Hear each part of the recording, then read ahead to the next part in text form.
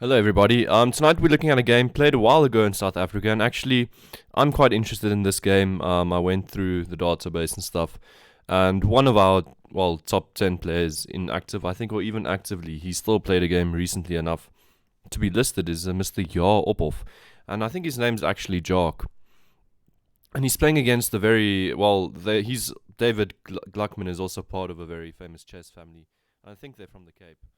Um, we have knight f3 d5, and I think this game was played about 20 years ago or something when David Gluckman had a really high rating there, 2,306, and Ja Ophoff also ranging about at that rating. And we have like a King's Indian, which starts to look like an English pretty soon after this move, c4 by David. We have e6 from Ja, and now just d3 and bishop e7. And okay, this has all been seen before. H3 and bishop h5. And in the past, and maybe the more theoretical move and popular move is to go queen b3 here as white. One of the nice things I think that you've done as white so far is that you've actually created a weakness out of this bishop. And long term, you're trying to work with your light squared bishop, trying to pry open at this center. That's also kind of what, well, queen b3 has got in mind, but instead just g4 directly. Not a main move, a bit of a sideline, and bishop g6. So now white has already opened up his king a bit. So what's going to happen? We have c takes d5 now. I don't think you want to trade down queens now. Maybe as white. Black seems pretty fine just going for an endgame, and if he can make the situation drawish, I don't think he's going to complain.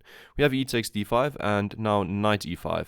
Another way of also going after this bishop, remember you've got this strong light squared bishop, would have just been to go knight h4. And actually knight h4 is even fine after the move h5. You can just simply go g5. And there's a weird point to be made here. Actually, the computer likes e4 a lot, and I found this very instructive. You can give up even a pawn for long-term compensation in terms of queen b3 in this line. And your compensation is because of the light squares, you're hitting this pawn as well. This pawn's weak. And okay, potentially you're going to pick up another pawn here somewhere. So, okay. But this is why knight h5, sorry, might have been a tad more accurate, because I feel that now knight e5 might walk into some h5 issues, though I don't expect it to be anything the same. You can still just start by trading. I think getting the g5 push in while your knight is on h4 seems interesting. But in any case, knight e5 has got the same idea in mind, just trading down this light squared bishop. We have now knight b d7, and now David goes for this. And now we've reached quite an interesting position where white's king feels kind of spacey, and the h file is completely open. So it feels already quite aggressive for black. So now e4, instinctively going for the strong idea, you need to start prying open this diagonal for your bishop, and also the file for your rook to work with. We have d takes e4, adjust the trade, and now queen c7. Black can consider even castling queenside if he wants to. We have knight c3, and now rook d8, showing he's not going to go queenside, but keeping some tempo ideas in mind for his knight. Queen e2 stepping out of this, and also just keeping weight on the light squares, looking to coordinate with his light squared bishop in the near future. We have knight c5 now, and the position becomes pretty sharp now. E5 is played, and knight fd7 and f4. So white has managed to push forward 2 pawns again, but the king feels all the more airy, and also the h-file is open, while black's king is still stuck in the center. So this made for quite a visually stimulating position, very interesting. Black just simply castles now, and this just felt funny because your king felt quite safe, but I think castling is necessary. Your king can't stay in the center forever with moves like f5 and e6 coming, prying open this file, so castling makes sense. And also, white is potentially weak on these files, and you can maybe, even play f6 in the near future, which is an idea black might have. So, bishop e3 and g5. G5 is very cool because it's also doing the same thing that white was trying to do at black's center with e5 and everything. But now you can kind of realize white has managed to get the center, but maybe now even overextended it a bit because G5 now weakens white's center a lot. And okay, what to do about G5? David just simply took the pawn. Another option could have been just to go king h1 to step out of the threats, and after this trade, g takes f4, bishop takes f4. Knowing that knight e6 is a very strong outpost for the knight, can't be challenged by any pawns. So just bishop g3, and after knight dc5, this position seems to be balanced. These two bishops are really quite good at defending white's king, and they're forever just eyeing the center. But black has got full compensation with two strong knights and the d file, which he can work with. Queen is also a potential threat or a nuisance on the queen side, so maybe black stands a bit better here as well. We have f takes g5 in the game, and now queen takes e5. Very interesting. Ja going for... Okay, he could have gone knight takes e5 as well, but he's going for some activity for his queen. And we have rook f5. Ja going into this line with queen e6, keeping onto the pin, and now simply b4 and knight a6. So we can do a pawn count for the while being. We've got two pawns on the queen side. Ja managing to have, created a majority on this side of the board. And on this side of the board, he's down a pawn, but okay, the health of these pawns aren't too great, and they should actually be around defending the white king.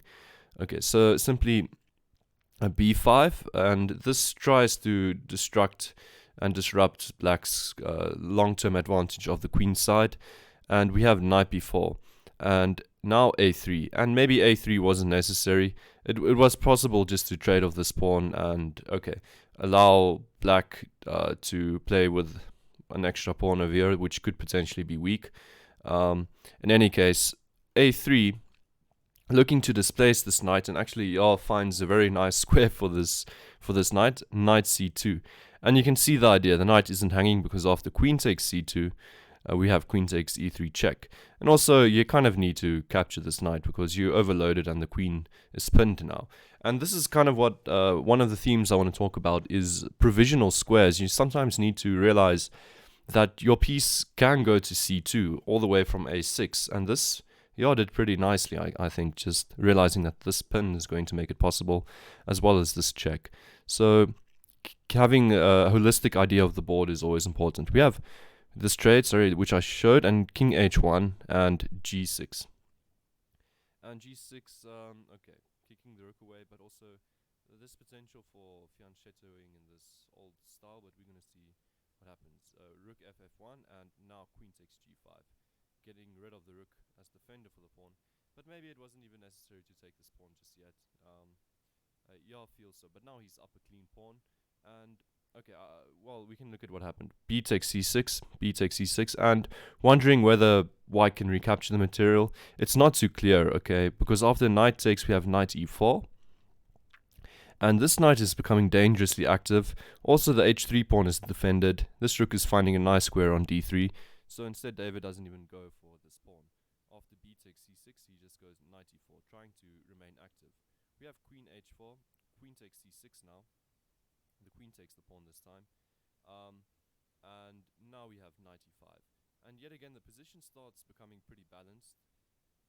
And this was kind of something which was cool about this high-level chess game, is that not one side really gave a big enough advantage for the other side to run away with.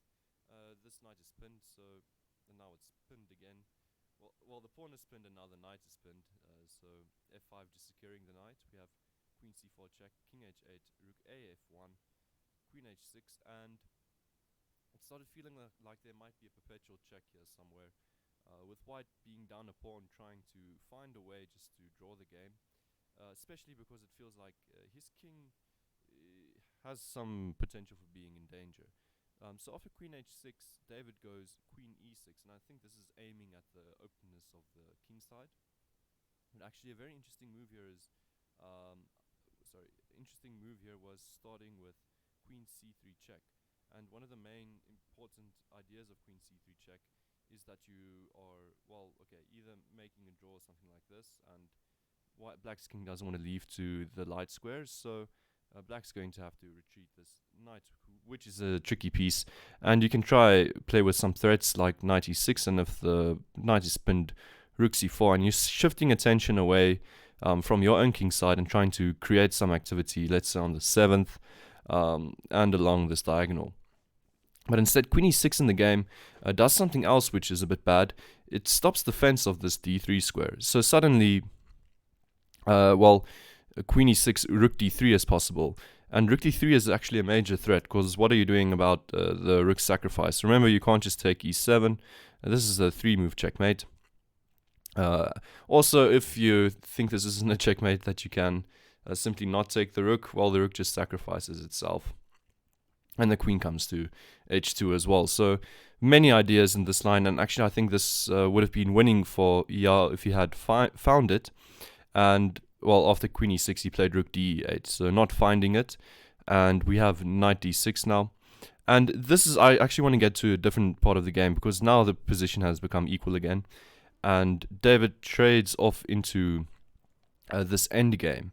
And well, you can feel that you can maybe hold this endgame with bishop versus a knight, and there's still 2 rooks around. But it's actually not too easy. And Ja shows us excellent endgame technique. We have just him making his rooks active immediately, playing together, coordinating on the e file, which for the time being feels a bit better than the b file.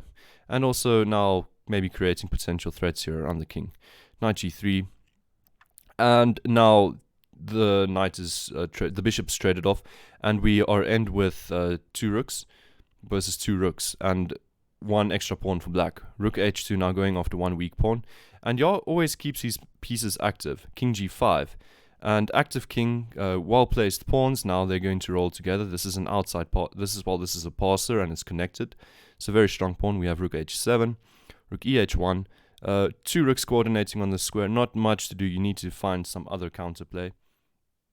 And also, well, after rook h1, king b3 doesn't seem to do much. This check just kind of eliminates the king away, and well, now you're just losing the game after rook takes h3, rook takes h3, and rook takes h3, and rook takes b3.